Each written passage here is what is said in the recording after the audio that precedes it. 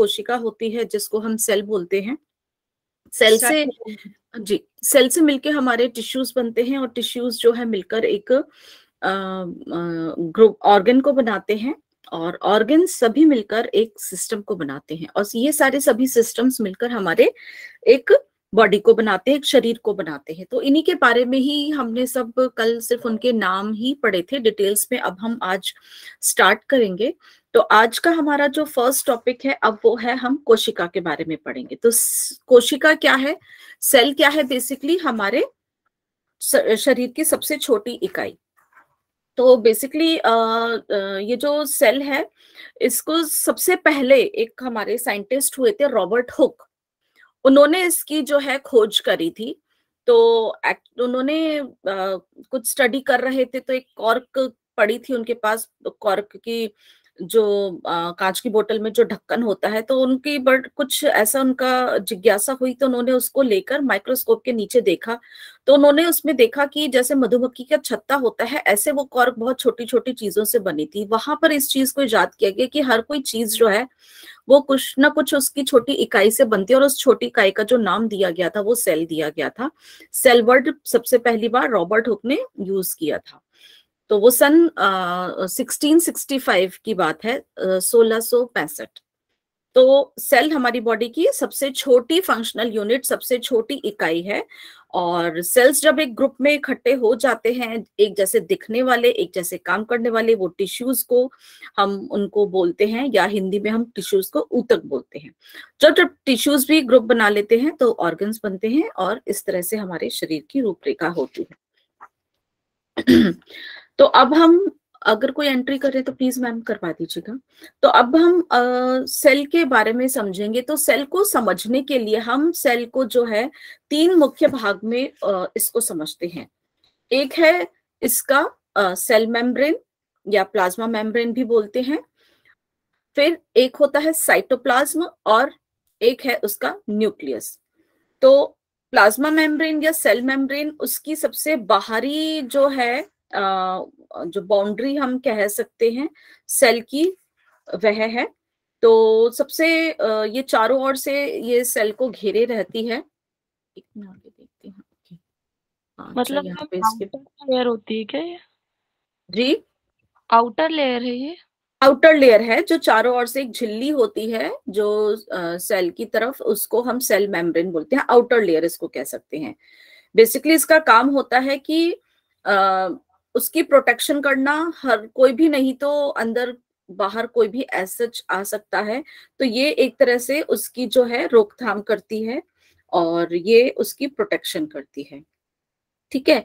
और इसके बाद जो अंदर का जो इसके लिक्विड पार्ट होता है जिसके अंदर बहुत छोटे छोटे ऑर्गेनेलीज होती हैं, कल हमने बताया था इनके बारे में भी, इनका नाम के बारे में। तो उस लिक्विड को हम साइटोप्लाज्म, साइटो मतलब सेल से रिलेटेड है, तो यहाँ पे लिक्विड को हम जो है द्रव्य को किसी को भी हम प्लाज्मा करके करते हैं, तो यहाँ पर जो लिक्विड जो अंदर भरा हुआ है वो होता है साइटोप्लाज्म। उसी साइटोप्लाज्म के अंदर फिर हमारे बहुत सारी छोटी छोटी और उसके सेल्स के खुद ऑर्गेन्स होते हैं जिनको हम ऑर्गेनेलीज बोलती हैं। सबका काम अलग अलग बटा हुआ है, एक फैक्ट्री की तरह ये सभी अपना काम कर जो भी है कार्य करते रहते हैं, जिसका की प्रोसेस हमारे मेटाबॉलिज्म में जो चयापचय वाली जो होता है उसमें मदद करता है। उसको जितना भी काम जो सेल का है वो लोग उसको करने में मदद करते हैं। फिर सेल का खुद का एक दिमाग होता है जिसको हम बोलते हैं न्यूक्लियस, जो बिल्कुल सेंटर में इसको आप दिख रहे होगा। तो वो इसका जो है न्यूक्लियस है, ये उसका केंद्रक है जो गोलाकार या थोड़ा सा अंडाकार शेप में यूजुअली होता है। कई कई जगह पे होता भी नहीं है, कुछ ऐसे सेल्स होते हैं, जरूरी नहीं सब में हो, कुछ सेल्स में ये नहीं भी होता है। तो लेकिन यूजुअली जो प्रेजेंट होता है, तो ये हमारे न्यूक्लियस जो है सेल का कंट्रोलिंग यूनिट है। जितने भी फंक्शनिंग होती है सेल्स के अंदर, ये उसको अपने अंदर सजो के रखता है। ठीक है। नेक्स्ट देख लेते हैं। तो इसके अंदर बहुत सारी जो साइटोप्लाज्म के अंदर बहुत सारी जो छोटे छोटे और ऑर्गेनेलीज हैं, जैसे कि हमारे आप देख रहे होंगे गोल्गी एपरेटस है। एक बार पॉइंटर से दिखा देती हूँ आपको।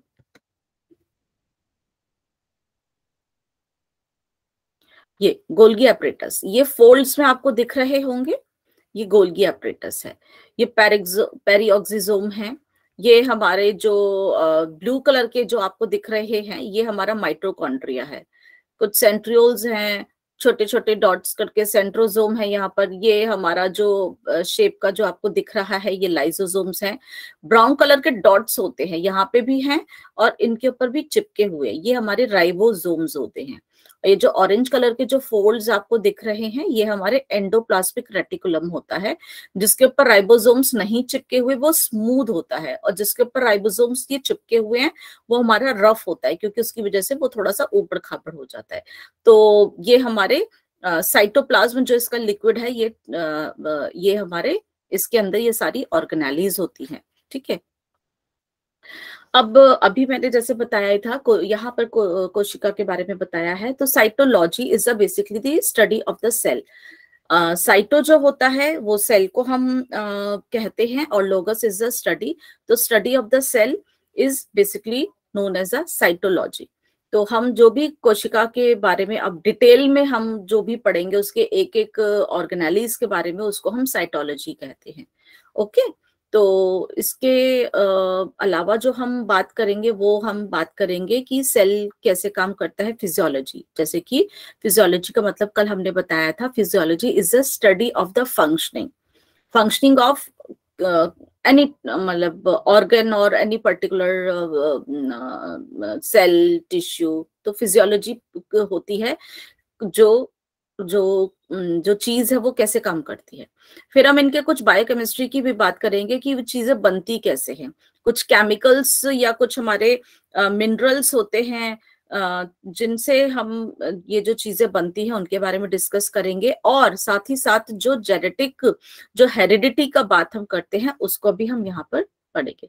तो सेल शब्द कहाँ से आया? बेसिकली सेल का शब्द जो आया है, एक वर्ड था सेला से, उसका मतलब होता है एक खोखली गुफा। तो वहां से इस सेल शब्द को लिया गया, और जिसका सेल अभी मैंने बताया था is a basic unit of life, functional unit है हमारी, सबसे छोटी इकाई है ये, और बिल्डिंग ब्लॉक्स ऑफ ऑर्गेनिजम्स है ना। यही मिलके जो है जब ये सब मिलते हैं तो क्या बनते हैं? टिश्यूज बनते हैं, ऑर्गन बनता है, सिस्टम बनता है। तो cell is a structural and the functional unit of life. तो जितने भी जीव हैं, चाहे मैंने कल बताया था पेड़ हो, पौधे हो, या कोई भी जानवर हो या मनुष्य हो, सभी जो जीव हैं वो सेल से ही बनते हैं। सेल जो है हमारी शरीर की सबसे संरचनात्मक, क्रियात्मक और आनुवांशिक इकाई है। इसी के अंदर जितना भी स्ट्रक्चर है आपने देखा, मैंने दिखाया था, उनका फंक्शन और उसका जेनेटिक यूनिट भी सब कुछ इसी एक सेल के अंदर होता है। यही हमारे आगे जो है इस चीज को मिलके बढ़ाते रहते हैं। तो सेल एक्चुअली बहुत जरूरी है हमारी कंटिन्यूटी ऑफ लाइफ के लिए, क्योंकि एक सेल से ही नया सेल बनता है, और यही आपस में जब मिलकर एक नया सेल बनाते हैं, और कई बार ये खुद ही मल्टीप्लाई होके जो है नए सेल बनाते रहते हैं। तो इससे हमारी क्या है, जीवन बढ़ता है, नया जीवन भी होता है और हमारा भी जीवन बढ़ता है। तो इसके लिए हमारे जो भी एक्टिविटीज या इंटरेक्शन है सेल का आपस में, इनका एक दूसरे से मेल मिलाप भी रहता है इनके आपस में, तो सारे फंक्शनिंग तभी पॉसिबल होती है। अब हम सबसे पहले बात करेंगे सेल मेम्ब्रेन की, जो कि सबसे आउटर कवरिंग है हमारे सेल की, जिसको हम सेल वॉल भी कह सकते हैं, प्लाज्मा मेम्ब्रेन भी कह सकते हैं, सेल मेम्ब्रेन भी कह सकते हैं। आप इसे इनमें से कुछ भी कह सकते हैं। तो सेल मेम्ब्रेन जो होती है बेसिकली ये बाहर से आने वाली चीजों को रोकती है। नहीं तो हर कोई एंट्री करेगा तो अंदर कुछ नुकसान भी पहुंचा सकता है। तो ये एक तरह का बैरियर करती है, प्रोटेक्शन करती है, ताकि सेल के अंदर जो भी चीजें हैं वो प्रोटेक्ट रहे। ठीक है। और अगर अंदर की भी कोई चीज ऐसी है जिसको बाहर जाना होता है तो उसको ये जाने देती है, तो ट्रांसपोर्टेशन का काम करती है ये। और इसके जो है प्रोटेक्शन है, ट्रांसपोर्टेशन है, ये इसका बेसिकली हमारा सेल मेम्ब्रेन का काम है। ओके, तो ये आपको चारों तरफ जो दिख रही है वो हमारी है क्या, सेल मेम्ब्रेन। ओके, तो इस तरह से यहाँ से जो भी हमारे कुछ केमिकल्स हैं जो अंदर से बाहर आना चाहिए, या बाहर कुछ ऐसी चीजें हैं जिनको अंदर आना होता है सेल के फंक्शनिंग में, तो ये सारे इस मेम्ब्रेन के माध्यम से ही जो है अंदर और बाहर जो है करते हैं। नेक्स्ट देखते हैं। अब हम बात करते हैं साइटोप्लाज्म की। साइटोप्लाज्म क्या था, जो सेल मेम्ब्रेन के अंदर और न्यूक्लियस से बाहर जो भी ये लाइट ब्लू कलर का आपको दिख रहा है, यहाँ पे एक लिक्विड होता है जिसको हम बोलते हैं साइटोप्लाज्म, क्योंकि सेल के अंदर है तो साइटो और प्लाज्म लिक्विड है, तो साइटोप्लाज्म ये इसके पूरा अंदर का है। अब इसी के अंदर ही जो हमारे काफी काम होते हैं, जो सेल का रेस्पिरेशन है या सेल का जो डाइजेशन है, जो उसका जो भी एक्सक्रीशन है, ठीक है, वो सब काम इसी साइटोप्लाज्म के अंदर ही होते हैं। तो साइटोप्लाज्म जो है ये दो चीजों से मिलके बना है। इसके अंदर जो लिक्विड पार्ट है वो हमारा बेसिकली नॉन लिविंग जो हमारे जो पार्ट्स होते हैं उनसे बना है, और जो ऑर्गेनेलीज हैं वो हमारे लिविंग पार्ट के अंदर आते हैं। तो नॉन लिविंग पार्ट्स जो हमारा लिक्विड जो बना है वो हमारे कुछ ऑर्गेनिक मैटर्स जिनको हम कार्बनिक पदार्थ बोलते हैं, वो हमारे जो होते हैं कार्बोहाइड्रेट्स होते हैं, जैसे कि ग्लूकोज, माल्टोज, सुक्रोज से बना है। ठीक है, तो ये हमारे कुछ सॉल्युबल और कुछ इनसॉल्युबल कार्बोहाइड्रेट्स होते हैं, ये उनसे मिलके बना है। और कुछ हमारे इनऑर्गेनिक भी हमारे मैटर्स हैं। यहाँ पे स्पेलिंग थोड़ी मिस्टेक है, this is phosphate, PHOS PHATE। Okay, फिर ये क्लोराइड है, कैल्शियम, सोडियम, पोटेशियम है ना, कुछ वाइटामिन हैं, पैप्सिन, ट्रिप्सिन, कुछ एंजाइम्स हैं। तो ये सारे हमारे इनऑर्गेनिक मैटर्स होते हैं, ये ऑर्गेनिक मैटर्स होते हैं। इनसे हमारी ये नॉन लिविंग पार्ट जो है, जो लिक्विड बना हुआ होता है, और उसी के अंदर हमारी ऑर्गेनेलीज होती हैं, सबके काम बटे हुए होते हैं।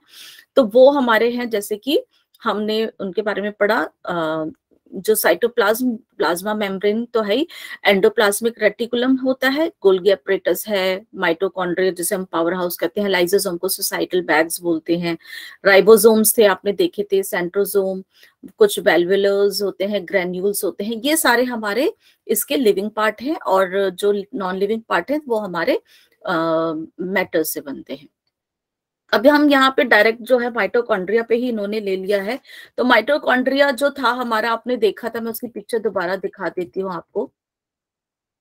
ये ब्लू वाले, ये माइटोकॉन्ड्रिया होते हैं, सेल के अंदर प्रेजेंट होते हैं, और इनको हम पावर हाउस भी बोलते हैं। सेल का पावर हाउस क्यों बोलते हैं, क्योंकि जब सेल के अंदर जो इसका जो प्रोसेस मेटाबॉलिज्म का जो केमिकल रिएक्शन पैदा होता है, उसकी वजह से एनर्जी प्रोड्यूस होती है सेल के अंदर, और वो एनर्जी उत्पन्न तो होती है लेकिन हमेशा यूटिलाइज नहीं होती, तो वो इसी के अंदर सेव हो जाती है माइटोकॉन्ड्रिया के अंदर। जो भी एनर्जी इनकी फंक्शनिंग से, इन फैक्ट्रियों के उससे जब काम चल रहा होता है, एनर्जी का प्रोडक्शन होता है, उसको सेव कर लिया जाता है, कहाँ, सेल के अंदर। और वो किसके अंदर सेव होती है, माइटोकॉन्ड्रिया में। मैंने बताया था आपको सब ऑर्गेनेलिज का अलग अलग काम होता है। गोल्गी अपरेटस आपके प्रोटीन सिंथेसिस में, इसको इनका काम होता है ट्रांसपोर्टेशन का बेसिकली। राइबोसोम्स आपके प्रोटीन सिंथेसिस में काम आते हैं, और लाइसोसोम आपकी क्या थे हमारे सोसाइटल बॉडीज, ये बॉडी इसको हमारे को प्रोटेक्शन में काम करते हैं। तो सबका काम बटा हुआ है। ऐसे ही माइटोकॉन्ड्रिया मेन इसमें हम समझते हैं, इनको हम पावर हाउस बोलते हैं, एनर्जी इसके अंदर सेव रहती है। ठीक है, तो एक केमिकल रिएक्शन जो है, हम इसको क्रेब्स साइकिल हम बोलते हैं। उसके अंतर्गत जो है ये जो एनर्जी उसके अंदर स्टोर होती है। तो माइटोकॉन्ड्रिया का बेसिकली जो लाइफ जो होता है, क्योंकि हर सेल का अपना कुछ अलग अलग सेल्स के अलग अलग लाइफ स्पैन होती है, कुछ की कुछ घंटे भी होती है, कुछ दिनों की भी होती है, कुछ महीनों की भी होती है। और एक सेल मैंने आपको लास्ट क्लास में बताया था जिसकी हमारी ताउम्र रहते हैं, वो मतलब बनते बिगड़ते नहीं हैं, जो हमें पैदाइशी में मिले थे वो लास्ट तक ही रहते हैं।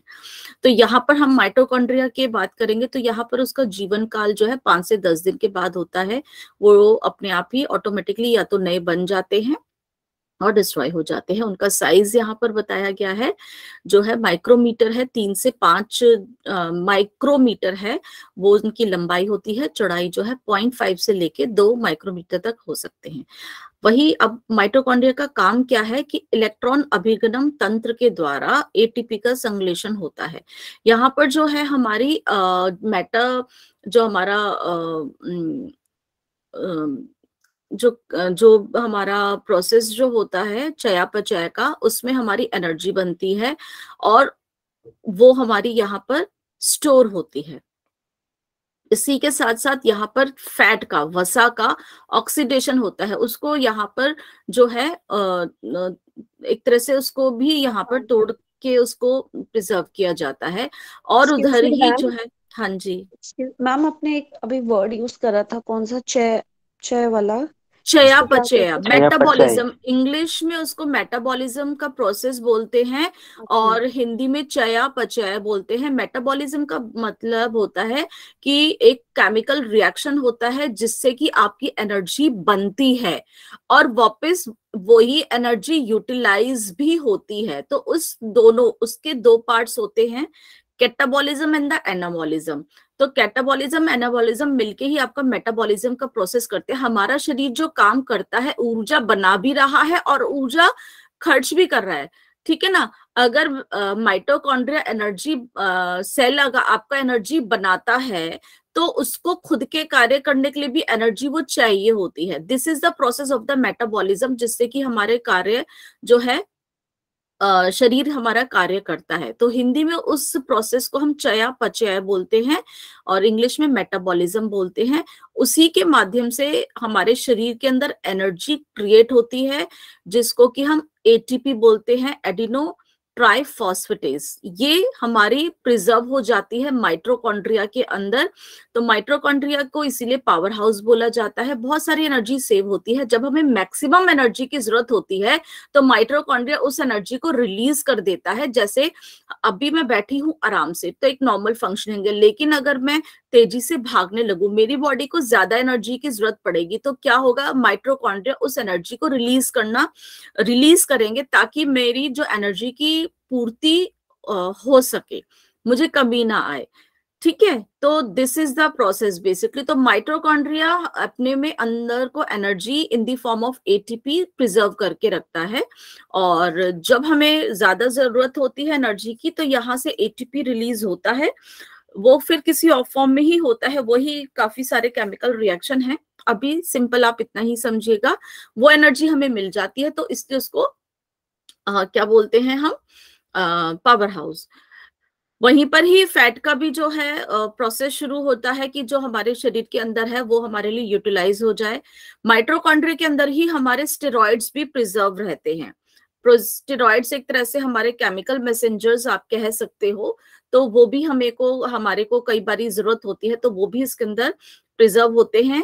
और यहाँ पर हमारा जो हीमोग्लोबिन का जो आयरन जो उसका एलिमेंट होता है, क्योंकि हीमोग्लोबिन हमारा किससे बना है, it's a basically heme plus globin. Heme जो है आपका आयरन होता है और ग्लोबिन आपका प्रोटीन होता है।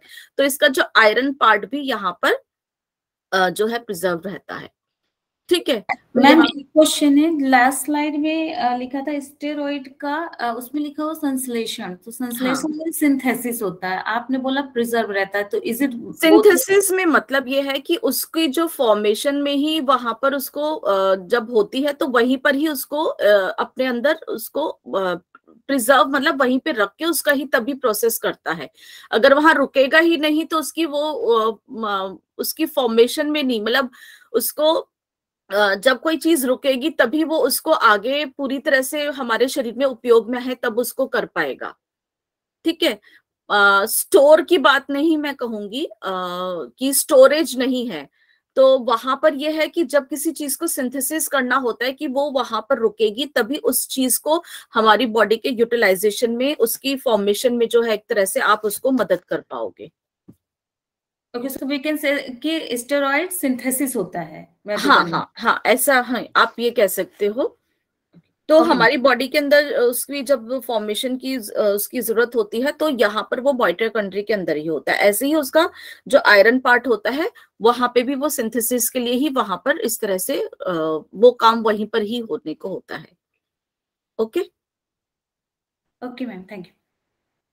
तो उसके बाद अब हमारा जो बीच का पार्ट है वो हमारा है न्यूक्लियस। न्यूक्लियस बेसिकली हमारे सेल के ऑलमोस्ट सेंटर में ही मिलता है और ये सबसे बड़ी ऑर्गेनेली है हमारे सेल की, है ना। अगर हम पहले की पिक्चर में देखते हैं, इस पिक्चर में ही देख लेते हैं, अगर हम देखते हैं कि सेल की सबसे बड़ी ऑर्गेनेली कौन सी है तो न्यूक्लियस को हम कहेंगे, क्योंकि न्यूक्लियस भी एक ऑर्गेनेली ही है वैसे वो controlling centre, but that is also a organelle. बाकी जितने भी उसकी ऑर्गेनेलीज हैं उन सब में सबसे बड़ा जो है अब हमारा न्यूक्लियस ही है। जैसे कि इस पिक्चर में ये सिर्फ न्यूक्लियस की ही पिक्चर दिखाई है, it's not a cell, it's a nucleus. अब हम यहाँ पर देखेंगे तो न्यूक्लियस की खुद की भी एक मेम्ब्रेन है, आप देख रहे होंगे, ठीक है, बीच बीच में से थोड़ा से गैप के साथ, ये गैप है इनमें। तो ये जो इसकी मेम्ब्रेन है खुद की न्यूक्लियस की, ये है हमारी न्यूक्लियर मेम्ब्रेन, दिस वन। और यहाँ पे जो गैप्स आते हैं ये होते हैं न्यूक्लियर पोर। ओके, ये न्यूक्लियर पोर। और इसके अंदर भी ये जो हमारा क्या कहते हैं ये इसके अंदर भी इसका एक सेंट्रल होता है, उसको हम न्यूक्लियोलस बोलते हैं, ठीक है। तो न्यूक्लियस के अंदर बेसिकली जो भी हमारा जेनेटिक मटेरियल होता है, जो कि यूजुअली डीएनए से बना होता है और प्रोटीन से बना होता है, वो हमारा यहाँ पे प्रिजर्व होता है। ये सारे जो कॉइल्ड ये जो थ्रेड्स आपको दिख रहे हैं ना, ये लाल रंग के, ये हमारे क्रोमेटिन होते हैं। ये इनके अंदर सारा हमारा जो है जेनेटिक मटेरियल, जो अनुवांशिक वाली जो हम बात करते हैं, वहां पे सब प्रिजर्व होता है। जैसे कि अगर कोई भी बच्चा है अपने पेरेंट्स की तरह ही बात करता है, दिखता है, उन्हीं की जैसी हैबिट्स होती है, तो ये सारी जो होती है इंफॉर्मेशन हमारे जीन्स के अंदर होती है और वही जीन्स यहाँ पर होती है। This is a genetic code preserve in the nucleus. तो सेल डिवीजन के समय पे ये सारे जो हमारे क्रोमेटिन होते हैं, ये जो हैं क्रोमोसोम्स की तरह ही, ये एक्चुअली क्रोमोसोम्स ही है, ये इनकी शेप थोड़ी सी टाइटली कॉइल्ड हो जाते हैं और फिर ये हमारे आगे जब नया सेल बनता है तो वो विभाजित होते हैं, तो इंफॉर्मेशन आगे पास हो जाती है। ओके, तो ये हमारे डीएनए का जो मेन इससे ही बने हैं। तो ये सबसे बड़ी ऑर्गेनेली है हमारे सेल की। अभी हाँ ठीक है, केंद्रक के ऊपर की परत को हमने न्यूक्लियर मेम्ब्रेन मैंने बताया था, ये जो हमारा जो है ये न्यूक्लियर मेम्ब्रेन है। और इसके जो भीतर है ये जो लिक्विड है, ये भी इसको हम जो है ये न्यूक्लियस का प्लाज्मा है, तो इसको भी हम न्यूक्लियोप्लाज्म कहते हैं। और इसके अंदर ये मैंने अभी बताया था रेड कलर के जो क्रोमेटिन थ्रेड्स हैं, ये हमारे क्रोमोसोम्स ही इनको कहते हैं। और ये हमारे डीएनए और हमारे हिस्टोन्स जो प्रोटीन जो होते हैं इनसे बने हुए होते हैं। इसके बाद प्रत्येक क्रोमेटिन में कई क्रोमोसोम्स होते हैं। तो हमारे शरीर के अंदर एक सेल के अंदर भी बहुत सारे क्रोमोसोम्स होते हैं। कितने क्रोमोसोम्स होते हैं उसमें, अगर कोई बताएंगे एक न्यूक्लियस में? एनीवन? 46 होते हैं और 23 पेयर बोलेंगे, 23 पेयर। हाँ, ये ध्यान रख लिएगा। कई बारी अगर क्वेश्चन इस तरह का आता है तो आपको देखना है, अगर 23 पेयर लिखा है, जोड़ा लिखा है, तो आपका जो है आंसर ठीक है, ठीक है। तो जीन्स ये हमारे हेरिडिटी कैरेक्टर्स में जो है मदद करते हैं, और ये न्यूक्लियोलस है जो इसका भी जो है सेंट्रल है। ओके, अब जब सेल डिवीजन होता, हाँ जी, वो न्यूक्लियस फ्लोर क्या छिद्र रहता है क्या? हाँ जी, थोड़ा सा गैप है ना, वो क्या रंध्र रहता है दोनों को भी? न्यूक्लियस फ्लोर, पोरो। हाँ जी, आपकी आवाज क्लियर नहीं आ रही मुझे।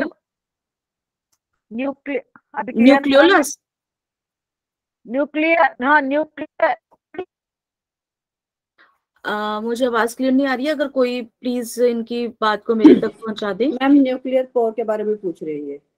न्यूक्लियर पोर, ये एक्चुअली हाँ गैप होते हैं छोटे छोटे, और छिद्र कह सकते हैं कि अगर कोई इंफॉर्मेशन जो साइटोप्लाज्म के अंदर जानी होती है तो इन्हीं जो टाइनी पोर्स होते हैं उनसे निकलकर साइटोप्लाज्म में चली जाती है, और साइटोप्लाज्म में अगर अंदर आनी होती है तो वो न्यूक्लियस के अंदर तो वहां से चली जाती है। लेकिन ये भी परमेबल होते हैं, तो इसमें आदान प्रदान अगर जो अंदर से बाहर सेल के साइटोप्लाज्म में होता है वो यहीं से ही होता है, इन छोटे छोटे पोर से ही होता है। These are the nuclear pore. ठीक ओके है, मैम, थैंक यू। ओके। जो अपनी 23 पेयर्स बताइए न्यूक्लियस के होते हैं ना? हाँ जी, ये न्यूक्लियस के अंदर होते हैं। ओके, ठीक है, ये न्यूक्लियस के जो अंदर जो आपको क्रोमेटिन थ्रेड्स बोलते हैं, न्यूक्लियस भी कह सकते हैं, न्यूक्लियस के अंदर ही प्रेजेंट होते हैं ये हमारे। अब हमारा सेल क्या करता है कि हमारे सेल जो हैं नए भी बनते हैं, बढ़ते भी रहते हैं, तो इनकी जो होती है डिवीजन होती है। कोई भी सेल जो है उसकी एक अवधि होती है, जैसे कि हमने बोला था अलग अलग सेल की अवधि होती है। तो जैसे हमारे आरबीसीज होते हैं, रेड ब्लड सेल्स होते हैं, उनकी जो अवधि होती है 120 दिन की होती है। डब्ल्यूबीसी की हमारी 5 से 15 दिन तक की हो सकती है। ठीक है, तो ऐसे ही हमारे अलग अलग सेल्स की अलग अलग अवधि है। तो उस टाइम के बाद क्या होते हैं कि पुराने सेल खत्म हो जाते हैं और नए सेल बनते हैं। तो ये जो पुराने सेल जब खत्म होते हैं, नए बनने होते हैं, तो ये होता है हमारे किसकी वजह से? सेल्स के विभाजन की वजह से, सेल के डिवीजन की वजह से, कि नई कोशिका से जो है वो जन्म देती है, पुरानी कोशिका जो है वो जन्म देती है किसको? नए सेल को। तो सेल डिवीजन या सेल रिप्रोडक्शन आप कह सकते हो। तो ये बेसिकली हमारी 2 प्रकार की होती है। जो पहली प्रकार की यहाँ पर आपको दिखाई दे रही है वो होती है माइटोसिस या इनडायरेक्ट सेल डिवीजन होती है। ये सभी सेल्स में होती है। ठीक है, जितने भी हमारे बॉडी के सेल्स हैं सब में ये होती है। तो माइटोसिस जो है हमारे सेल्स का, जब तक लाइफ सेल्स का, हमारा नहीं, सेल्स का जो लाइफ स्पैन होता है तब तक ये होती है। जो इसके कारण कुछ सेल्स जो होते हैं टूट जाते हैं, मर जाते हैं, और उनकी जगह पे जो है नए सेल्स जो हैं बिल्कुल उनके जैसे बन जाते हैं। तो हमारे शरीर में जो माइटोसिस का जो प्रोसेस है, ये सेल डिवीजन का जो है, इसके हमारे में जो स्टेजेस होती हैं, तो ये स्टेजेस यहाँ पर आप देख रहे हो। फर्स्ट स्टेज जो होती है प्रोफेज होती है, second stage metaphase, third phase anaphase, and fourth phase जो है telophase. Okay, is it okay? तो एक सेल से 2 नए सेल्स यहाँ पर बिल्कुल जैसे पेरेंट सेल होता है वैसे ही बन जाते हैं, आप यहाँ पर देख रहे होंगे। तो इसको हम क्या बोलते हैं? Mitosis process. जब एक सेल से 2 जो है डॉटर सेल्स हम इनको बोलते हैं, जो नई कोशिका जो बनती हैं, तो यहाँ पर हमारे क्या बन जाते हैं? 2 सेल। ओके, मैम जैसे यहाँ पर एक सेल से 2 सेल बनेंगे तो उसको प्रोफेज बोलेंगे, फिर 2 से 4 बनेंगे तो मेटाफेज। हाँ, ऐसा ये भी इसकी समझ सकते हैं क्या? हाँ, ये तो हम, हाँ, ये इसकी फेजेस हैं जिसके अंदर माइटोसिस जो है शरीर की हमारी जरूरत के हिसाब से रिपेयर भी हो जाते हैं और वो डिवाइड भी हो जाता है। तो पहली स्टेज में आपको बता देती हूँ, प्रोफेज के अंदर जो हमारा न्यूक्लियस के अंदर देखो क्रोमेटिन जो है, न्यूक्लियस के अंदर जो क्रोमेटिन नेटवर्क पड़ा होता है वो क्रोमोसोम्स बनाना शुरू कर देता है। अभी हमने बात करी थी ना क्रोमोसोम्स की, और क्रोमेटिन तो धागे की तरह पड़ा हुआ है। प्रोफेज स्टेज में जो क्रोमेटिन थ्रेड थे वो क्रोमोसोम्स बनाना शुरू कर देता है, जिसके की कारण जो न्यूक्लियर मेम्ब्रेन जो है वो गायब होने लग जाती है। आप देख रहे होगे आगे की स्टेज में न्यूक्लियर जो है, एक तरह से न्यूक्लियस है ही नहीं, न्यूक्लियस में तो खैर क्रोमोसोम्स है, लेकिन न्यूक्लियर मेम्ब्रेन खत्म हो जाती है और जो सेंट्रोसोम जो होते हैं वो डिवाइड होने शुरू हो जाते हैं। मतलब जो क्रोमोसोम्स के जो सेंटर पॉइंट्स थे वो आधे आधे उसमें डिवाइड होने शुरू हो जाते हैं, उनको हम सेंट्रियोल यहाँ पर बोलना शुरू कर देते हैं। देखो 2 एंड आपके हो चुके हैं, आधे क्रोमोसोम्स उसमें हो जाते हैं, आधे इसमें हो जाते हैं, आप देख रहे हो। फिर मेटाफेज स्टेज होती है, सेकंड स्टेज होती है। इसके अंदर आपके क्रोमेटिन्स दोबारा से बनने शुरू हो जाते हैं और वहां पर फिर वो सेंटर से जुड़ने शुरू हो जाते हैं। बीच में आप देख रहे होगे लंबे लंबे धागे आने शुरू हो गए हैं, एक दूसरे को सेंटर से जोड़ने शुरू कर देते हैं। आप अगर इस पिक्चर में देख पा रहे हैं तो, है ना, मेटाफेज की है। फिर जो नीचे है एनाफेज की सबसे पहली पिक्चर है। अब वो जो ये जो सेंट्रोमेयर जो स्पिंडल फाइबर्स है ना, लंबे लंबे, ये टूटना शुरू हो जाते हैं और ये दोनों पोल्स की तरफ मूव करना शुरू कर देते हैं। ठीक है, तो वहां पर फिर उसके बाद जो लास्ट की स्टेज है, टेलोफेज है, वहां पे क्रोमोसोम्स दोबारा से अपनी क्रोमेटीन मटेरियल में वापस बन जाते हैं और धीरे धीरे धीरे धीरे न्यूक्लियर मेम्ब्रेन शुरू हो जाती है। तो यहाँ पे फिर एंड में 2 सेल्स उसके बन जाते हैं प्रॉपरली। तो इस तरह से यहाँ पर जो है उनका डिवीजन हुआ और एग्जैक्टली जो सेम जो है वो बन जाते हैं आपके क्रोमोसोम्स। तो मेटाफेज में उसका न्यूक्लियस नहीं होता, तो वो जैसे न्यूक्लियस का जो काम होता है वो कंट्रोलिंग होता है सेल का, तो यहाँ पर फिर वो खुद से ही कंट्रोल होने लगता है विदाउट न्यूक्लियस। हाँ, न्यूक्लियर मेम्ब्रेन ही तो खत्म हुई है। न्यूक्लियस का तो वो तो केमिकल जो जिन चीजों से वो बना है वो तो प्रेजेंट रहता है। सिर्फ न्यूक्लियर मेम्ब्रेन, देखो आप, मेम्ब्रेन ही नहीं गई है, न्यूक्लियस के ही तो अंदर होते हैं ये क्रोमोसोम्स वगैरह, तो वो तो न्यूक्लियस के अंदर ही ये सब प्रेजेंट होता है। ठीक है, वो इंफॉर्मेशन वहां की वहां ही है, इंफॉर्मेशन कहीं नहीं गई, इंफॉर्मेशन तो वही ही है। सिर्फ वो जो उसकी मेम्ब्रेन उस समय के, क्योंकि उनको डिवीजन में इजी रहता है, इस तरह का प्रोसेस है, वो जो है गायब हो जाती है। अगेन फिर वो फॉर्मेशन उसकी होनी शुरू हो जाती है। ठीक है, अब सेकंड जो होता है, टेलोफेज के बारे में समझा दीजिए। टेलोफेज में क्रोमोसोम्स जो है, क्रोमोसोम्स अपनी आइडेंटिटी खो के वापस क्रोमेटिन मटेरियल में बन जाते हैं। जो धागे वाला मटेरियल था वो वापस बन जाते हैं। अगर आप रुकिए मैं दिखाते पिक्चर में, ये देखो यहाँ पे जो क्रोमोसोम्स थे ना, ये देखो ये क्रोमोसोम्स में बने थे, ये वापस यहाँ पे धागे बन गए हैं। आप देख रहे हो ये धागे बन रहे। मेरा पॉइंटर दिख रहा है आप लोगों को?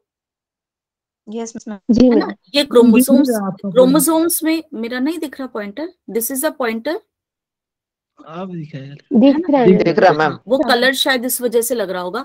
देखो यहाँ पे भी ना थ्रेड की टाइप है। अब यहाँ पे ये क्रोमोसोम्स बन गए, एक इनका सेंटर पॉइंट हो गया है और वो दोनों उसके पॉइंट्स बन रहे होंगे। देखो जैसे तितली के जैसे होते हैं ना, एक सेंटर पॉइंट इनका बन रहा है। यहाँ पे भी है, यहाँ पे बहुत अच्छे से विजिबल है।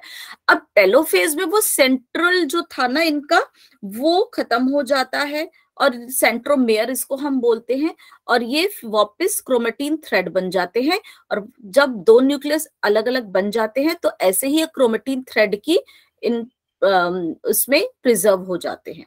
तो क्रोमोसोम्स यहाँ पर डिवीजन में ये क्रोमोसोम्स बनते हैं, फिर 2 हिस्सों में जब ये विभाजित हो जाते हैं तो वापस क्रोमेटिन की तरह ही, जैसे हमारे एक्चुअल में जो ऐसे क्रोमेटिन की इसमें ही वापस ये प्रिजर्व हो जाते हैं एक एक सेल में। ओके, ये हमारे टेलोफेज में है, ये टेलोफेज में है। मैम जो आप क्रोमेटिन बोल रहे हो, हाँ, वो एक बन के स्थिर हो जाते हैं। हाँ, क्रोमेटिन थ्रेड्स हैं, बेसिकली धागे की तरह होते हैं। ठीक है, नॉर्मल जो हमारे, देखो ये नॉर्मल सेल में हमारे इस तरह से ही क्रोमेटिन रहता है, इसी के अंदर ही हमारे क्रोमोसोम्स होते हैं। ठीक है, ये देखो यहाँ पर इस लाइन को आप पढ़ोगे, प्रत्येक क्रोमेटिन में कई क्रोमोसोम्स होते हैं। तो इन क्रोमोसोम्स पर लड़ी के रूप में अनेक सूक्ष्म रचनाएं विद्यमान होती है जिन्हें जीन्स कहते हैं। ये देखो, ये जो हमारे जो जेनेटिक मटेरियल का ये डीएनए है, और ये जो इसी के अंदर हमारे क्रोमोसोम्स छुपे हुए हैं। ऐसा अलग अलग वो फॉर्मेशन में नहीं होते, जैसे कि एक बार, हाँ, जैसे क्रोमोसोम्स की पिक्चर आप लोग यूजुअली ऐसे देखते होगे, ये वाला क्रॉस एक्स शेप में। लेकिन यहाँ पर जो है आप जब देखते हो, इसमें आपको कोई भी एक्स शेप दिखाई दे रही है क्या रेड कलर के? उसमें नहीं, वो क्रोमेटिन थ्रेड है। ओके, उसके बाद वो जब यहाँ पे डिवीजन का जो फेस आता है, वो क्रोमोसोम्स में कन्वर्ट हो जाते हैं, आधे आधे बट जाते हैं। और जब वो आधे आधे बट जाते हैं, वहां पर ही उनका जो डिवीजन इस तरह से होता है कि पूरे जितने स्टार्टिंग में थे उतने ही एंड में दोनों के पास हमारे आ जाते हैं। उनका विभाजन उसी प्रकार से होता है। ठीक है, एक के 2 बन जाते हैं। जैसे कि ऊन ऊन हो गई ना, ऊन फैली हुई है, उसके बाद अलग अलग हाँ अलग हाँ हाँ, उसी के अंदर ही छुपे हुए हैं जो हमारे क्रोमोसोम्स हैं, उसी के अंदर ही छुपे हुए हैं। और वापस वो फिर जो ओरिजिनल शेप उनकी क्रोमेटिन थ्रेड्स की टाइप की होती है, वो उसी में ही आ जाते हैं, क्रोमेटिन मटेरियल की शेप में आ जाते हैं। और दोबारा से उनकी फिर सेल मेम्ब्रेन जो बननी शुरू हो जाती है, और वो दो नए सेल बन जाते हैं। ये देख रहे हो, ठीक है। जरूरत मैम, जरूरत के हिसाब से वो चीजें बनने लग जाती हैं। हाँ हाँ हाँ, बिल्कुल ऐसे ही। तो दो नई कोशिकाएं बन जाती हैं। देखो, इनका एक अलग यहाँ पर आ गया है सेंट्रोमियर, ये इनका न्यूक्लियस, ये दोबारा से उनकी शेप फिर से बननी शुरू हो जाती है। ओके, तो मैम पहले नेक्स्ट न्यूक्लियस का डिवीजन होगा, उसके आसपास सेल बनेगी। नहीं, तो ये तो न्यूक्लियस का डिवीजन हो गया ना। हाँ, ये सेल है ना, इसी के उसमें ही जो आपका जो है डिवीजन हो गया है। ये न्यूक्लियस का डिवीजन हो रहा है। ये न्यूक्लियस था ना, ये न्यूक्लियर मेम्ब्रेन, आप ये सोचो यही इसका था। पहले तो उसके क्रोमोसोम्स अलग अलग हुए, फिर वो दो उसमें डिवाइड हो गए, और इस तरह से ये दो आपके सेल बन गए। दोनों काम इकट्ठे ही होते हैं, अलग अलग कुछ नहीं होता। दो न्यूक्लियस नहीं बनेंगे, एक सेल से दो सेल बने हैं आपके, एक सेल और ये दो सेल। ओके, इसके ऊपर मैं कल वीडियो देखती हूँ, अगर आप उसको और पिक्चर की तरह देखना चाहोगे। लेकिन आप ये मत इसमें न्यूक्लियस की बात मत समझो खाली, न्यूक्लियस की इंफॉर्मेशन जो है दोनों में बराबर जाती है इसीलिए। लेकिन होता ये सेल का डिवीजन है, it's not a division of nucleus only, it's a process of the cell division which produces two new daughter cell same as the parent cell. Okay ma'am ये सेल डिवीजन एक cell के अंदर ही होता है क्या? मतलब जो सेल मेम्ब्रेन है उसी के अंदर होता है ये सारा हाँ हाँ डिवीजन? हाँ, बिल्कुल बिल्कुल बिल्कुल। सेल जो डिवाइड हो रहा है, उसी के एक सेल से दो सेल, आटा बनाते हो ना आप, एक आटे से दो लोइयां नहीं बना देते हो, एक तरह से, इस तरह से समझो, है ना। लेकिन सेम बनता है वहां पे, तो आपकी क्वांटिटी कम हो जाती है ना। अगर आपने रोटी के लिए लोई ली तो उसके अंदर से दो आप लोगे तो कम हो, लेकिन वहां पर बराबर बराबर ही सब कुछ होता है, वही डिवीजन है। एक से दो चीजें बनती हैं, जो हमारे ऑर्गेनेलिज भी हैं वो भी इसी तरह से ही सब कुछ वहां से एक से दो बनता है। ओके, इसलिए मैम सेल को ये पूरी लाइफ भी बोलते हैं। तो ये सब प्रोसेस एक सेल के अंदर भी पूरा चलते रहते हैं। जरूरी नहीं, देखो जरूरी नहीं है। अगर WBC के सेल हैं तो हो सकता है ये काम आपका 5 दिन में हो जाए। RBCs है, उनकी लाइफ होती है 120 दिन, मतलब लगभग लगभग आपके कितने हो गए, 4 महीने। 4 महीने में जाके बनेगा। इसीलिए आपको बोल देते हैं कि आप ब्लड डोनेशन हर 3 महीने में कर लीजिए, क्योंकि 4 महीने के बाद वो अपने आप ही टूटने हैं, बनने तो खैर नए हैं। तो आप दे दोगे ब्लड अगर, तो आपके तो वो पुराने सेल हो रहे हैं, वो फिर आपका नया सेल बनेगा ही बनेगा। ठीक है, तो जब तक आपकी लाइफ है वो चलता रहेगा। तो ब्लड डोनेशन के ऊपर हम करते हैं कि जैसे ही आप देते हो, आपकी बॉडी के अंदर न्यू फॉर्मेशन, जो हमारी बॉडी अपने आप ही इस चीज को, प्रोसेस को करने शुरू कर देती है हमारी बॉडी की रिक्वायरमेंट के हिसाब से। ओके, तो 3 महीने का इसीलिए क्योंकि आपकी RBC की जो लाइफ है वो है 120 दिन। ओके, लेकिन सिर्फ एक है हम, हाँ जी मैम, जैसे आप ये बोल रहे हो कि जैसे कि 3 या 4 महीने के अंदर हमें ब्लड डोनेशन करना चाहिए, बट हम जिसको वो डोनेशन करेंगे वो तो फिर हमारा खून तो आप कह रहे हो ना नया बनना शुरू होना हाँ, वो चाहते हैं। हमारी बॉडी के रिक्वायरमेंट के हिसाब से तो हम तो अपना नया बना ही लेंगे ना, उसको भी काम आ जाएगा। हमारी बॉडी तो रिपेयर करेगी, ग्रोथ मैम, करेगी जब ना। दूसरों को देंगे तो वो यूजफुल होगा उसके लिए, क्योंकि क्यों हमारे नहीं लिए होगा? कोई आपके अंदर कोई बीमारी थोड़ी ना है, ये तो नॉर्मल फिनोमिना की बात कर रहे हैं। यू आर नॉट अ इल, आप कोई बीमारी में नहीं हो रहा ना, ये तो नॉर्मल प्रोसेस है। This is a very normal process. Ma'am जिसके अंदर ऑलरेडी वीकनेस हो, तो क्या हो, ये वीकनेस की बात नहीं है, this is a normal phenomena. ये नॉर्मल फिनोमिना है भाई, इसमें कोई भी ऐसा कुछ नहीं है कि वो बेचारे बीमार होके मर रहे हैं। उसकी जिंदगी ही इतनी है, मनुष्य की जिंदगी 100 साल की ही है।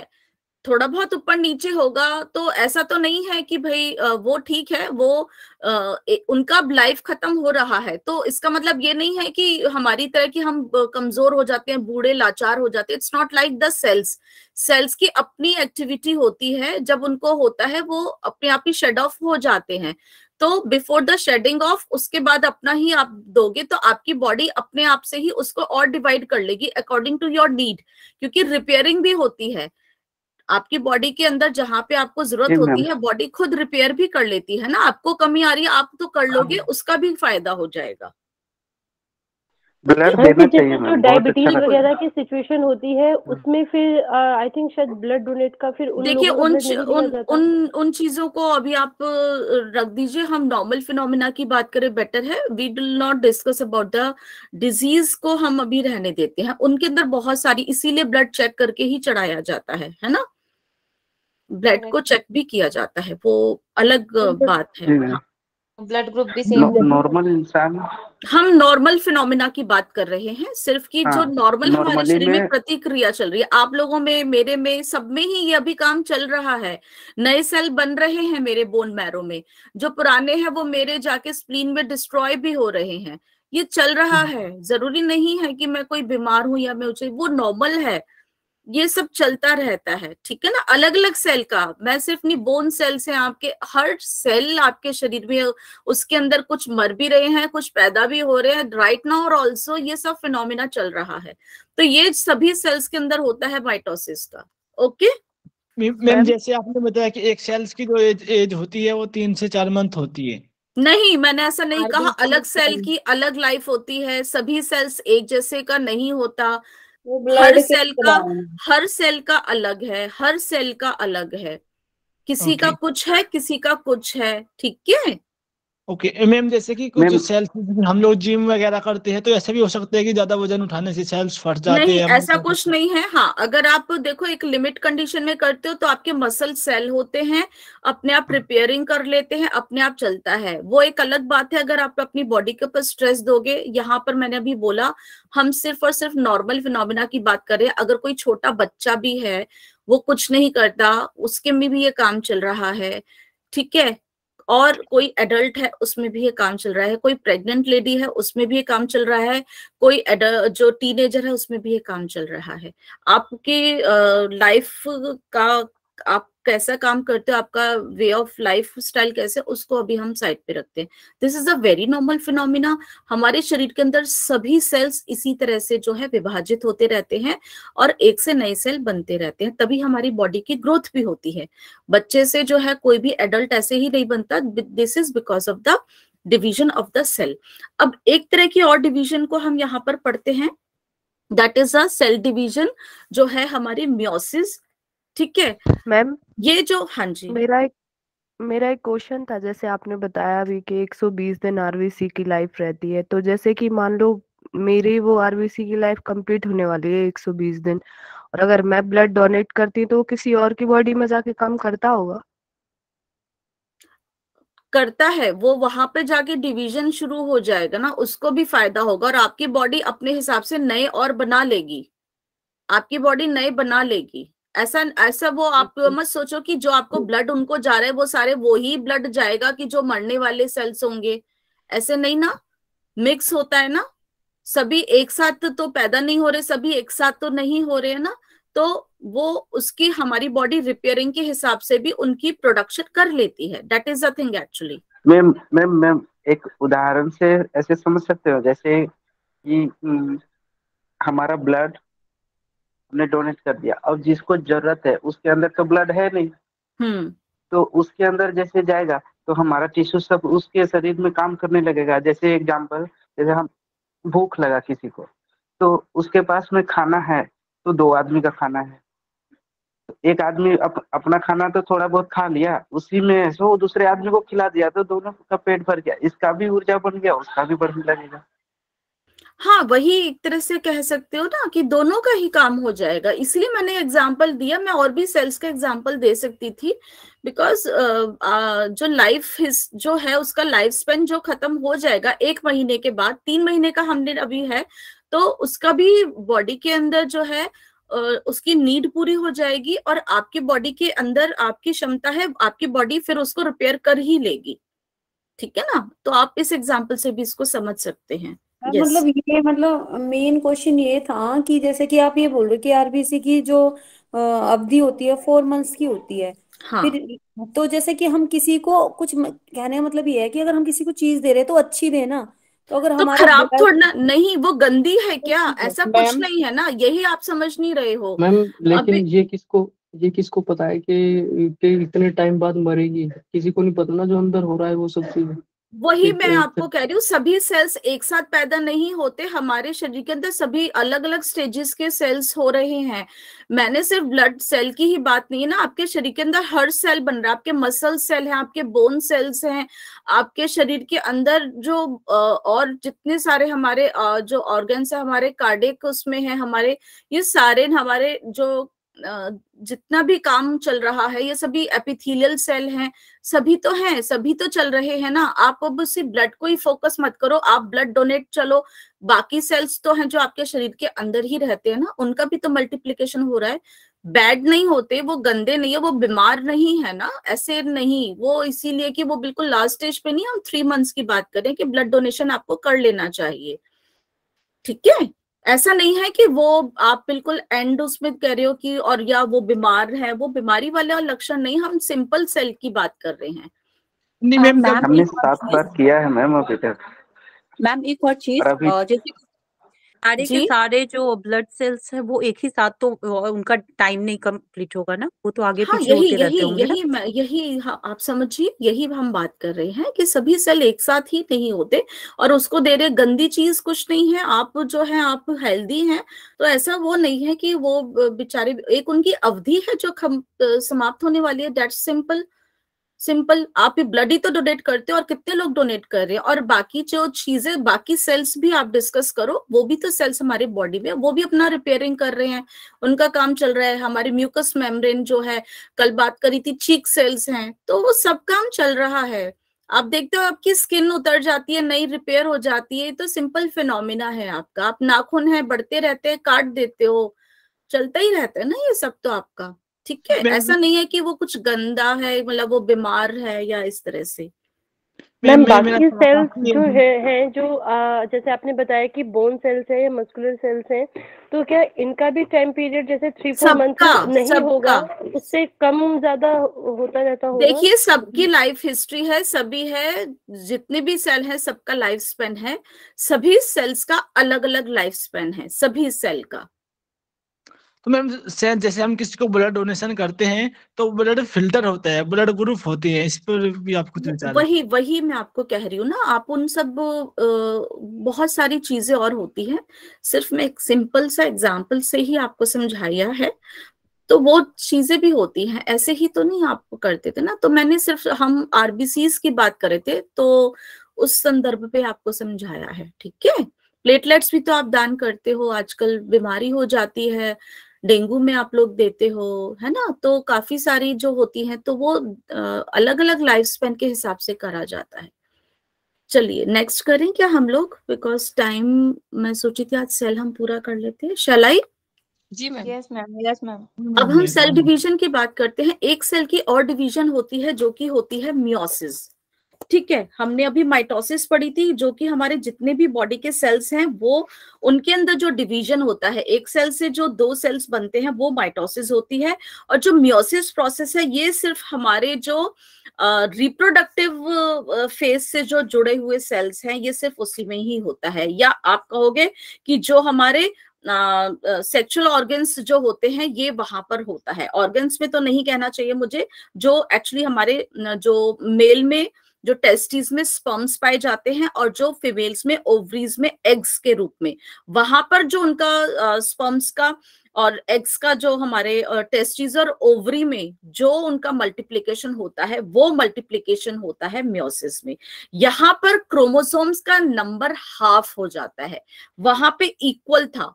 यहाँ पे आप देखो, ये लिखा है कि माइटोसिस में एक सेल से 2 सेल बनते हैं और दोनों में 46 क्रोमोसोम्स होते हैं, इक्वल होता है। लेकिन मियोसिस में एक सेल से 4 सेल बनते हैं और सभी में 23 क्रोमोसोम्स होते हैं। ठीक है, तो यहाँ पे इस तरह का डिवीजन होता है, और यहाँ पे जो डिवीजन होता है और वहां पर हमारे जो सेल्स बनते हैं उसमें 23 और 23 ही होते हैं। तो एक्चुअली में क्या होता है कि जब फर्टिलाइजेशन होता है मेल और फीमेल के क्रोमोसोम्स मिलकर आपस में क्या होते हैं वहां पर, जब क्योंकि फर्टिलाइजेशन में क्या होता है कि मेल और फीमेल के जब 23 और 23 मिल जाते हैं तो वापस वो 46 क्रोमोसोम्स हो जाते हैं। तो ये हमारे म्योसिस का ही बेसिकली प्रोसेस है। तो यहाँ पे हमारे जो टेस्टिस और ओवरीज में जो हमारे डिवीजन होता है वो हाफ हाफ होता है, उसके बाद हमारे फर्टिलाइजेशन प्रोसेस में दोनों जो हैं एक हो जाते हैं। तो इसकी भी हमारी अलग अलग स्टेजेस होती हैं, जैसे कि आप देख रहे हो इंटरफेस, प्रोफेस, मेटाफेस, एनाफेस, लगभग वैसे ही वो स्टेज होती है। तो उसके बाद जो है उसमें हमारे 2 सेल्स बन जाते हैं जो कि सेम पर यहाँ पर क्रोमोसोम्स नंबर हमारे आधे होते हैं 23 और 23। ओके, फिर इसके बाद हमारे यहाँ पर 4 सेल बनते हैं बेसिकली। तो यहाँ पे जो विभाजन होता है 1 से 4 सेल का होता है, और जो हमारे माइटोसिस में होता था वो हमारे 1 से 2 सेल का होता था। ओके मैम, घूम करके फिर जो ये म्योसिस का है इसमें घूम करके फिर भी ये 46 तो हो ही जाएगा ना, क्योंकि जब 46 हो जाते हैं, क्योंकि ये हमारे अलग से जो रिप्रोडक्टिव सेल्स होते हैं ये उनकी बात कर रहे हैं। जब रिप्रोडक्शन का प्रोसेस होता है, जब माँ और पिता के दोनों का कॉम्बिनेशन होता है तो 1 के 27 और 1 के 27 से दोनों वापस 46 हो जाते हैं। ठीक है, तो दोनों वहां पर वापस ही हमारे जितने भी टोटल क्रोमोसोम्स होते हैं वापस हमारे 46 टोटल नंबर ऑफ हो जाता है हमारा। ठीक है, तो ये सिर्फ रिप्रोडक्टिव सिस्टम में यूज होता है। हाँ, ये सिर्फ रिप्रोडक्टिव सिस्टम में यूज होता है। म्योसिस वाला 1 से 4 जो बनते हैं ये हमारे meiosis only in the reproductive cells, और बाकी के जो थे माइटोसिस ये बाकी जितने भी सेल्स हैं वहां पर होता है। ओके, अब यहाँ पर जो अब हम इसी से जो क्रोमोसोम्स होते हैं, सभी को पता है हमारे जो क्रोमोसोम्स हैं, तो यहाँ पर हम XY वाली जो बात हम करते हैं तो 23 जो हमारे क्रोमोसोम्स होते हैं बेसिकली, तो उसमें हमारा एक अलग वो क्रोमोसोम होता है जो कि हमारा जो है एक X और Y, XX और XY। तो X जो है जो इसमें हमारा ये बेसिकली एक्स है तो वो मदर को शो करता है, और XY क्रोमोसोम है तो वो फादर को शो करता है। तो अगर XY फादर है और मदर XX है, ये इनके क्रोमोसोम्स हैं, तो इनके कॉम्बिनेशन से क्या होगा, अगर फादर ने X दिए 23 अपने इस तरह से और यहाँ से X मदर से मिला, तो कैसे, तो जो भी चाइल्ड होगा वो क्या होगा, वो लड़की पैदा होगी। लेकिन अगर फादर का Y और मदर के X से कॉम्बिनेशन हुआ तो क्या होगा, XY, वहां पर बेटा। और अगर फादर का X और मदर का X फिर से डॉटर, और फादर का Y और मदर का X, तो यहाँ पे 50-50 चांसेस होते हैं कोई भी, क्योंकि कॉम्बिनेशन इस तरह से है। ठीक है, XY और XX का, तो 50-50 चांसेस होते हैं कि बेटा या बेटी कुछ भी हो सकता है। तो ये बेसिकली हमारे होते हैं कि जो स्पर्म्स और हमारे ओवम है उनके जो कॉम्बिनेशन से आगे क्या लेगा, तो कुछ नहीं कहा जा सकता इसमें। तो 22 जो पेयर होते हैं, 1 मिनट, 22 पेयर तो सेम होते हैं। ये हमारा 23rd जो पेयर होता है उसके अंदर जितने भी हमारे 46 एक्चुअली क्रोमोसोम्स थे ना, है ना, तो क्रोमोसोम्स के उसमें बाकी उसमें सब जो हमारे सेम होते हैं, लेकिन ये 23rd पेयर जो हमारा होता है उससे हमारा जो है सेक्स डिटर्मिनेशन का प्रोसेस होता है। उसमें पता चल जाता है कि माता और पिता के कॉम्बिनेशन से किस तरह का जो है बच्चा होगा। कोई कुछ पूछ रहे थे?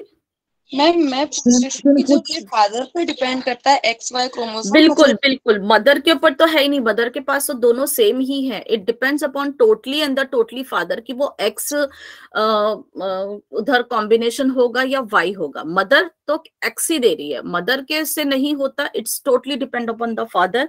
वो पहले के हमारे उसमें थी ये बड़ी ही विडंबना की सब लोग जो हैं माता के ऊपर ही बात कर देते हैं, बट इज अ मेन जो है ये वैसे तो किसी के हाथ की बात नहीं है। इट्स अ गॉड गिफ्ट कि कहाँ पर किसको क्या कॉम्बिनेशन हो जाए। You never know, you never know, आपको नहीं पता होता कि कौन सा कॉम्बिनेशन हो।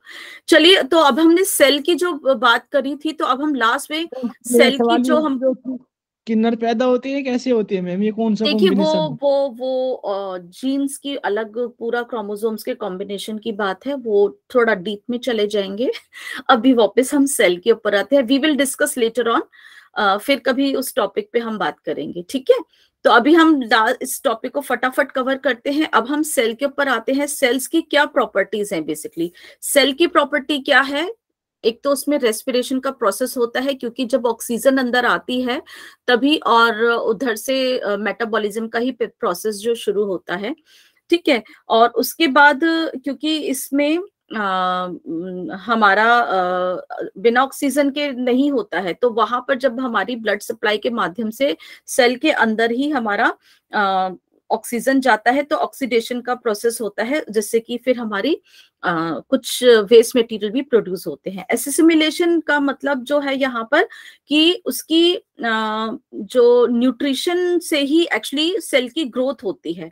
और अगर वहां पर बाय चांस, क्योंकि यहाँ पर भी कुछ ना कुछ इंजरी भी हो सकती है, तो रिपेयर भी होता है, तो ये अपने आप ही सेल उसको कर लेता, अपने आप को रिपेयर भी कर लेता है, और जो न्यूट्रिशन वगैरह जो उसको मिलते हैं तो वो यूटिलाइज भी कर लेता है। प्लीज म्यूट हो जाइए। एक्सक्रीशन में जो भी वेस्ट प्रोडक्ट्स बनते हैं, ये उनको अपने सेल से बाहर भी निकालने की क्षमता रखता है। साथ ही साथ ग्रोथ होती है, जैसे कि हमने अभी बात करी, और रिपेयर की बात होती है। तो सेल अपने आप में ग्रोथ भी करता है, जैसे कि अगर वहां पर कोई भी नुकसान पहुंचता है तो उसको रिपेयर भी कर लेता है। इसके बाद रिप्रोडक्शन, हमने माइटोसिस और मियोसिस दोनों ही प्रोसेस के बारे में पढ़ा। और इरिटेबिलिटी, अगर कोई बाहर का कोई भी बाधक तत्व या बाहरी तत्व आता है, तो वहां पर ये अपने आप में इरिटेशन या एक्साइटेबिलिटी भी शो करता है, और वहां पर तुरंत जो है एक्टिविटी सेल की न्यूक्लियस के पास मैसेज जाएगा, और वो इसको जो भी उसके खिलाफ जो रिएक्शन के लिए बताएगा कि सेल व्हाट। तो ये हमारा इसका जो एक जो प्रॉपर्टी है वो इरिटेबिलिटी है, एंड ऑल्सो द मूवमेंट यहाँ पर कई बारी जो है कॉन्ट्रैक्शन, रिलैक्सेशन या अलग अलग है। कई बारी इनके जो, जैसे अमीबा के बारे में आपने पढ़ा होगा, तो वहां पर इनकी जो है अपने आप मूवमेंट भी होती है, और ताकि वहां पर इसकी अगर कहीं पे रिपेयरिंग होती है तो अपने आप ही, जैसे WBC सेल है, वहां पर पहुंच जाते हैं और उधर ही तुरंत अपने जो है रिपेयरिंग शुरू कर देते हैं। तो अलग अलग सेल्स का जो होता है, तो movement is also the part of the property of the cell. Okay, तो आज ये सारी सेल की विशेषताओं में आता है। ये ऑलमोस्ट सभी सेल्स में होता है, ऑलमोस्ट सभी सेल्स में होता है। मैं वो सेकेंड वाला स्वांगीकरण क्या था, वो फिर से बता देंगे? एक मिनट, इसमें क्वेश्चन कैसे बनेगा?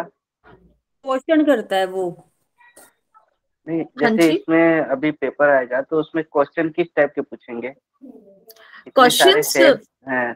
हाँ, क्वेश्चंस के लिए अब इसमें से ऐसा जो कुछ भी, हाँ, वो we will discuss later on. हम पुराने क्वेश्चन पेपर्स निकाल के फिर उसमें से आपको बताएंगे कि भाई आप, या आप खुद भी सॉल्व कर सकते हो, तो हम देख लेंगे कि किस तरह से है। बाकी सेल्स के बारे में पूछा जा सकता है, न्यूक्लियस के बारे में आपसे न्यूक्लियर पोर जैसे पूछ लिया इन्होंने, जैसे न्यूक्लियस मेम्ब्रेन के बारे में पूछ लिया, सेल मेम्ब्रेन के बारे में पूछ लिया कि भाई किस जो है उसका क्या काम है, सेल की क्या प्रॉपर्टीज है, पावर हाउस किसको बोलते हैं। तो इस तरह के क्वेश्चंस जो है पूछ लिए जाते हैं। ठीक है मैम। सेकेंड एसिमिलेशन स्वांगीकरण वाला एक बार फिर से बता देंगे।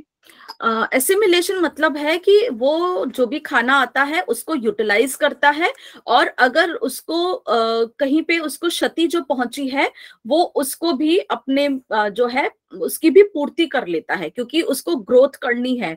तो जो भी पोषक तत्व उसको मिलते हैं तो उससे अपनी शरीर के अंदर उसको यूटिलाइजेशन के तौर पर लाता है। उसको ग्रोथ के लिए या रिपेयर के लिए जरूरत हो तो वो उसको एसिमिलेशन में उसको अपने को यूटिलाइज कर लेता है, उसके अंदर खुद ही ये प्रॉपर्टी होती है। मैम मतलब मेटाबॉलिज्म वाली बात metabolism is a chemical reaction basically यहाँ पे, लेकिन उसकी खुद की ग्रोथ की और खुद की रिपेयर की बात है, तो हम उसको कहेंगे एसिमिलेशन। मतलब जो भी उसको खाना गया है तो उसको वो यूटिलाइज कर लेते हैं। जैसे आप खाना खाते हो, आपकी आंतों में जाके जो है उसकी शरीर जो है उसको एब्जॉर्ब कर लेता है, और जहां पहुंचाना होता है वह ऑटोमेटिकली पहुंचा देता है। तो इसी तरह से ही है कि जो इसके अंदर खाना जाएगा, जहां पे इसकी जरूरत होगी वहां पे उसको ये यूटिलाइज कर लेगा। Okay okay ma'am. और मैम ये मेटाबॉलिज्म में आप कैटाबॉलिज्म में और एक और कौन सी चीज से बनाना था आपने बताया था? एनाबॉलिज्म और catabolism, two parts of metabolism are there, anabolism and the catabolism. Catabolism में एनर्जी क्रिएट होती है, एनाबॉलिज्म में एनर्जी यूज होती है।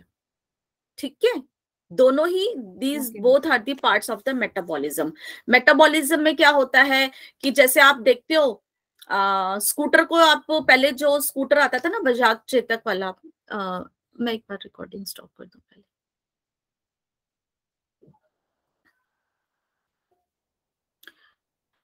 मैं डिस्कस करती हूँ पहले रिकॉर्डिंग को यहीं पे।